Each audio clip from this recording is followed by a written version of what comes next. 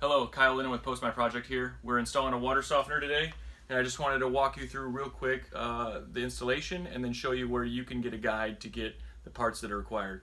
So what we ended up doing is we shut the water off here.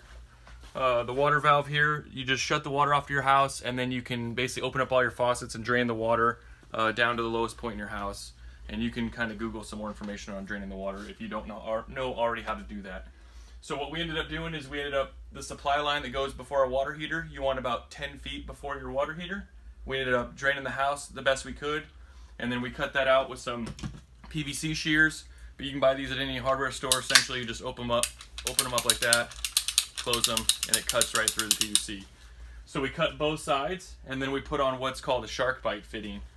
So the shark bite fitting here, they just press right on. It's easy fittings, no soldering or anything. You basically just take this 3/4 inch, this is called PEX, and you just push it in, and it's tight. That's a watertight seal. If you make a mistake and you need to pull it off, they sell these nifty little things for about $1.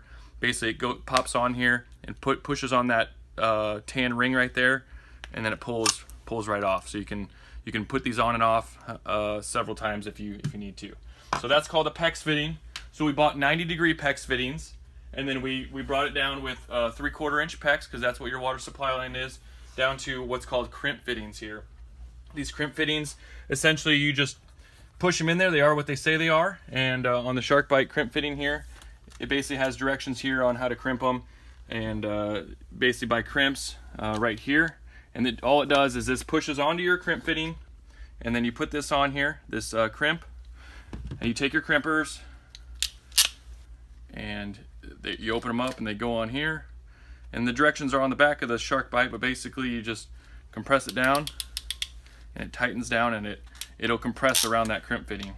Those are a lot cheaper than the actual press-on shark bites, so that's why we use the 90 here. Also, we were attaching to PVC up there, so we wanted to make sure we could push on and make that connection from PVC to PEX down to the 90-degree crimp fitting.